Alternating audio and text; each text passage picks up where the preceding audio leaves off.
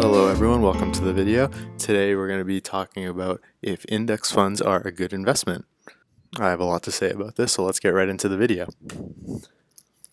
Okay, the first thing about index funds is you must take a very long-term approach.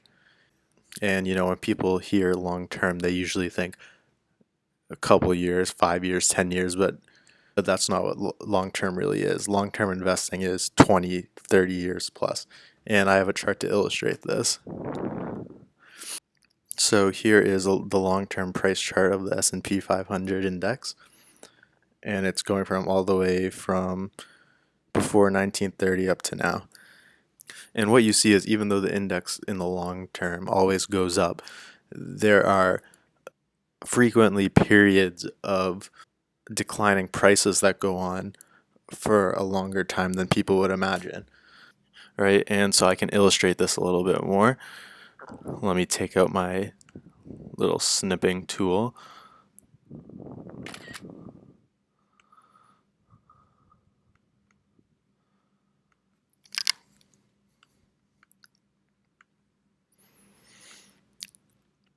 Okay, so we can see right here, this is probably around 1998. So if you invested in an index fund in 1998, you can see that you wouldn't make any money until around 2015 maybe.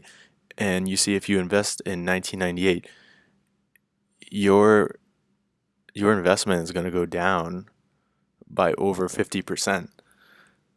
And you see it again right here. If you invested in 1965,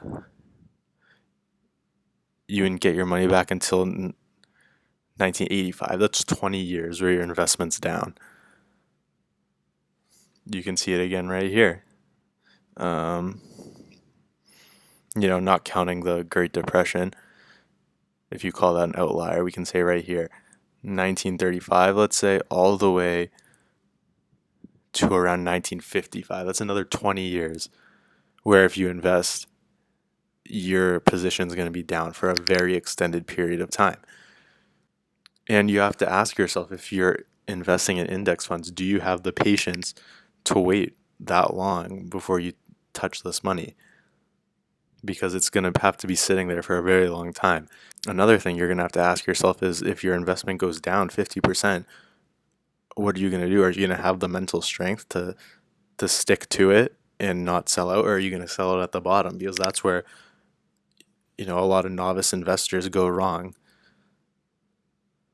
They say, oh, I'm buying an index fund, it always goes up in the long term, and then before you know it, it goes down, it crashes 50%, and they sell everything at the bottom.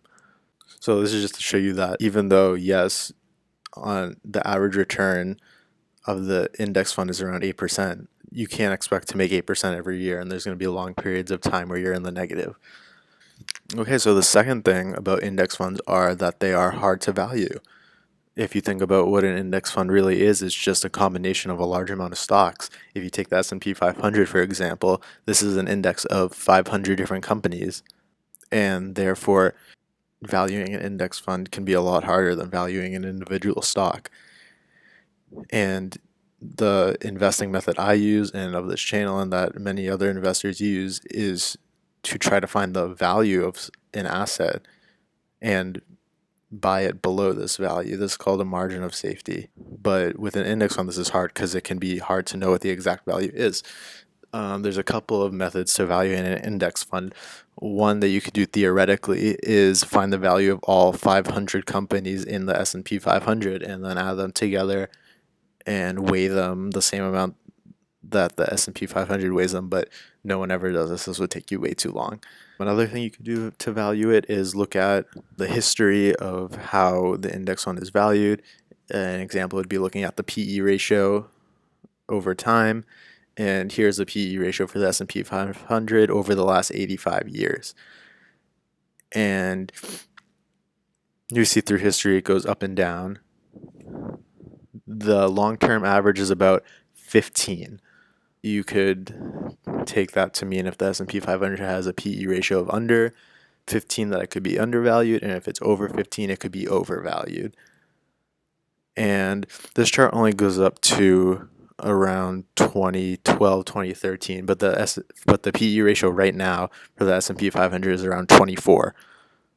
So that's sort of creeping into this higher up territory, which can mean that the S&P 500 is pretty overvalued right now. Okay, and if the S&P 500 is overvalued, it right now might not be the best time to invest in it. And, something that sucks about index funds is they can be overvalued for a long time, and you have to wait years before they are at an attractive price to buy at. Whereas if you're picking individual stocks like I do, there's opportunities almost every week. Every week, a stock has prices cut in half or down or declines 40%, and that creates buying opportunities that you don't have as often with an index fund. So honestly, I wouldn't buy an index fund right now. It's probably overvalued. And if you want a good deal, you're going to have to wait until the price falls significantly. All right, last thing about the index fund, the return just isn't that great, right? The average return of the S&P 500 is 8% a year. And I know that if you're investing over a long period of time, 8% compounded per year is pretty good, and you're going to grow your money to a pretty impressive sum. But the thing is, a lot of people don't have 4 years to spend letting their money sit in an index fund growing at 8% a year.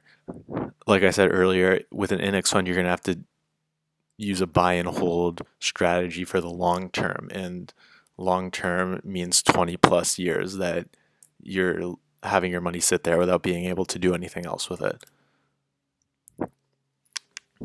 Now, contrary to popular belief, it actually isn't that hard to outperform the market. Now, of course, people aren't going to be telling you this. People are going to be telling you that it's impossible for small investors to beat the market, especially Wall Street.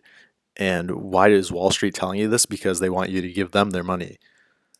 And which is pretty ironic because Wall Street doesn't outperform the market either. I think it's something only like 5% of active fund managers outperform the market over 5 years or something like that. So I would say that it is not impossible at all to outperform the market. And I've done it, and I have friends that have done it, and there's countless small investors out there that beat the market every year. Great investors make over 20% a year. So I'm talking about great investors like Warren Buffett, Peter Lynch, Joel Greenblatt, and more.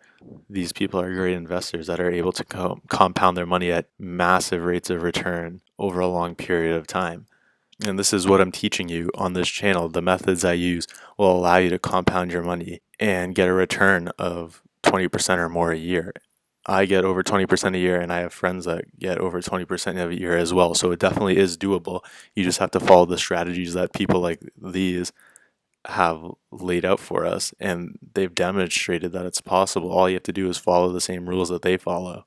And I mean, that's pretty much it. I'm not hating on index funds.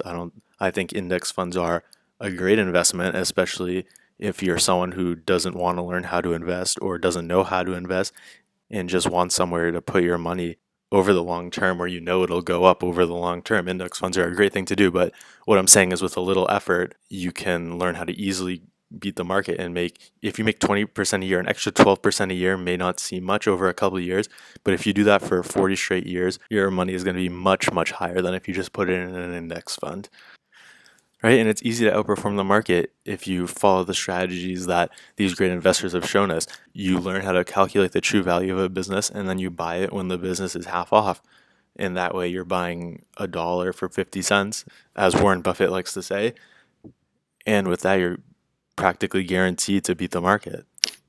All right, guys, so if you want to learn how to beat the market, like this video, comment, subscribe, turn on post notifications. I'm going to be posting a lot more videos on the future about the exact methods I use to predictably beat the market every year.